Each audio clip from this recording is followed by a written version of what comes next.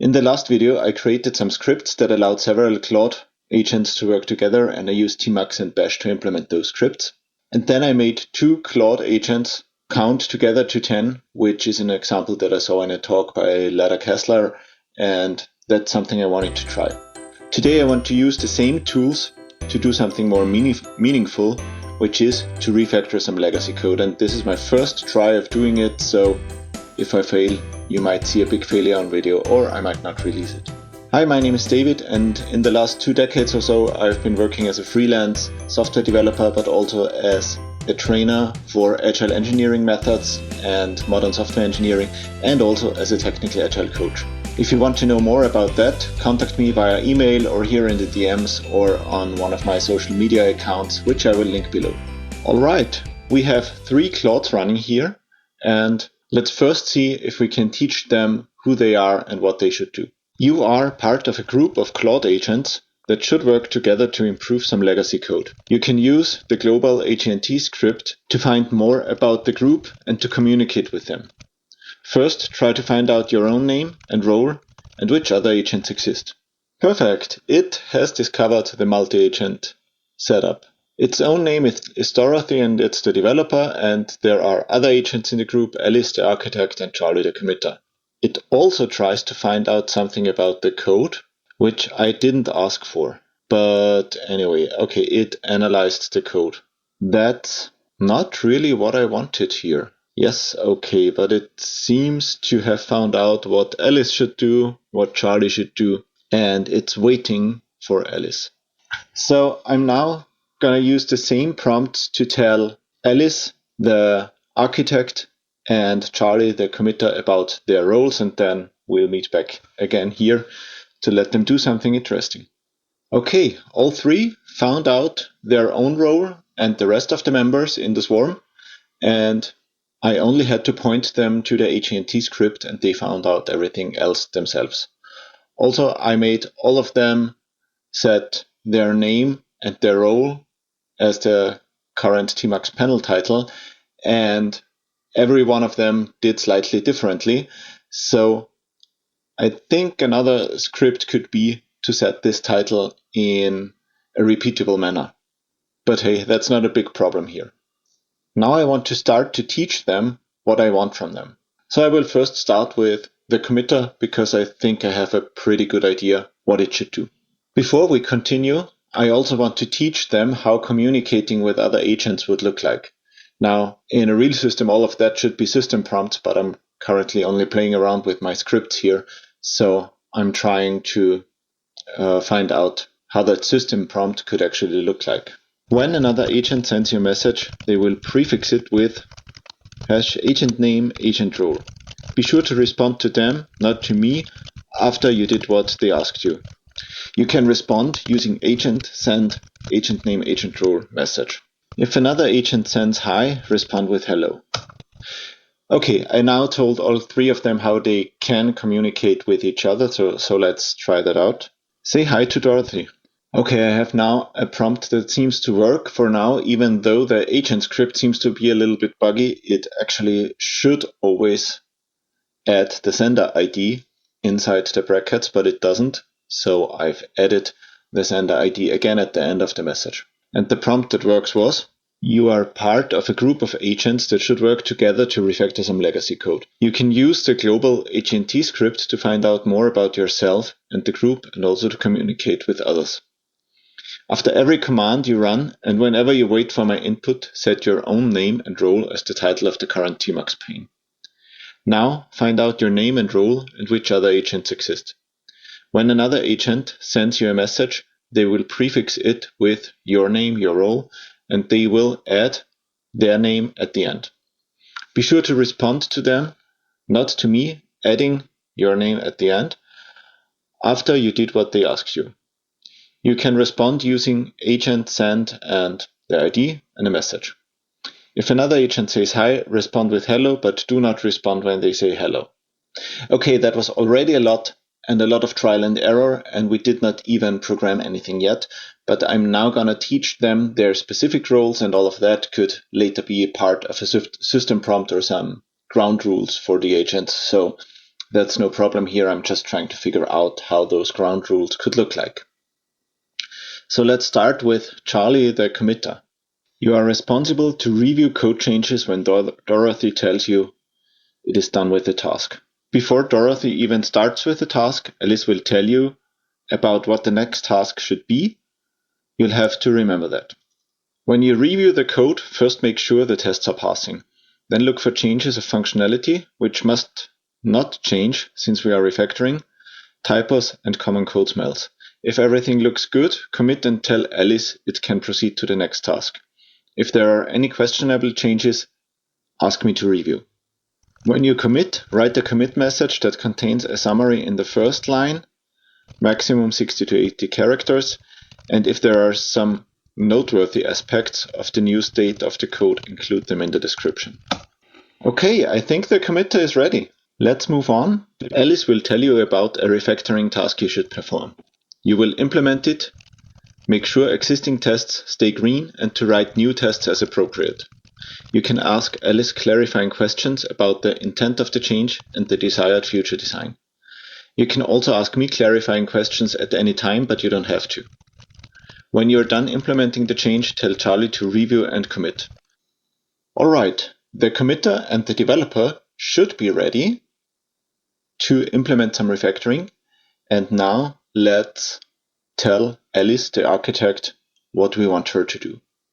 I'm gonna start by letting it analyze the design. So the prompt is analyze the code about the different responsibilities that exist there and also analyze the current design. Give me a list of responsibilities and a very high-level overview of the current design. So the baby steps timer is a refactoring kata that I wrote myself and I did a couple of times, and I know that the most difficult thing here is to separate the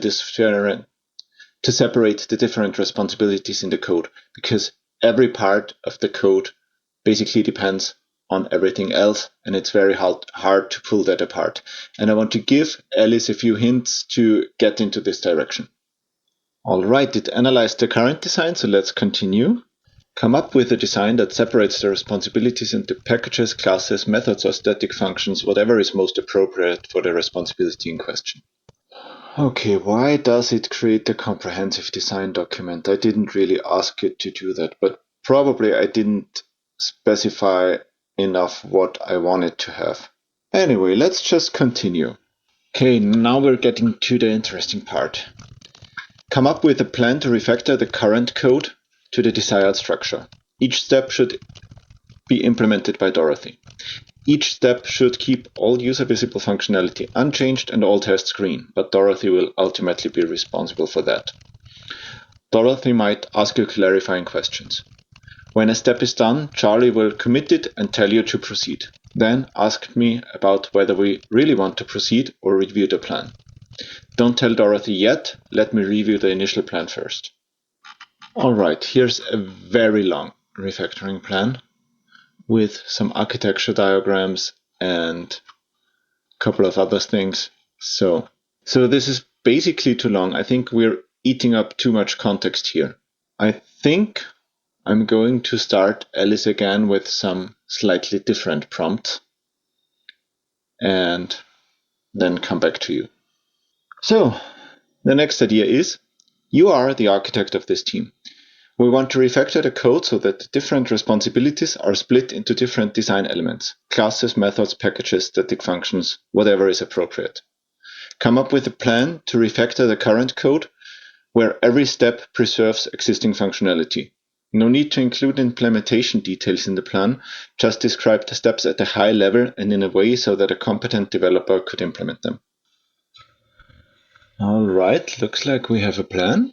And this seems to be the right level for me. Step 1. Extract HTML view rendering. Extract all HTML generation logic in the dedicated timer view renderer class. This class should have methods to generate HTML for different timer states and accept parameters for the time display and the background color. Update baby steps timer to use this new renderer. Yes, this is a step that you could give to a human developer and they should be able to implement it, maybe with some clarifying questions. Now that's exactly what I wanted. You will now iterate together with Dorothy and Charlie to implement this plan. Tell Dorothy the first step. It will implement it and also maybe ask clarifying questions. Also tell Charlie the first step too. When Dorothy is done, Charlie will review and commit the code and tell you to proceed. Ask me whether we can proceed, and when I give you the go, continue with the next step. And here we see them working together, and so far it looks quite good. So the communication between the agents looks good, and now Dorothy wants me to review some code. So it did extract a timer renderer, and that's looking good. It also added the Apache license, which is also the right thing to do. I hope it's the real Apache license and not a hallucination. Then it creates a timer renderer. Yes, we'll probably need that.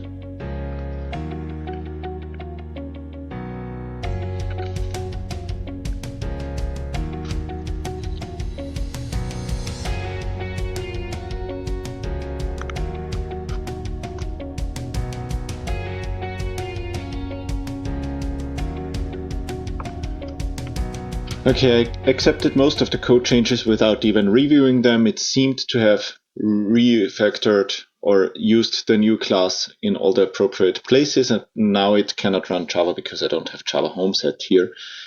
And I want to use a JDK from my home directory, so maybe I could tell it a little bit more about the home directory. So the prompt is no use a JDK from my home directory, ~/.jdk is preferable at JDK24.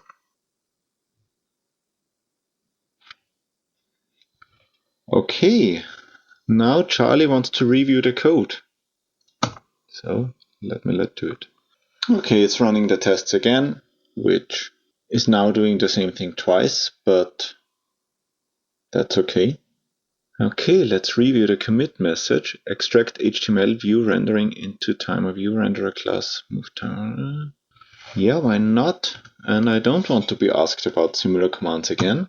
And I think I'll leave it like that for now. So what I've managed to do here is to create 3 agents that work together to achieve a goal.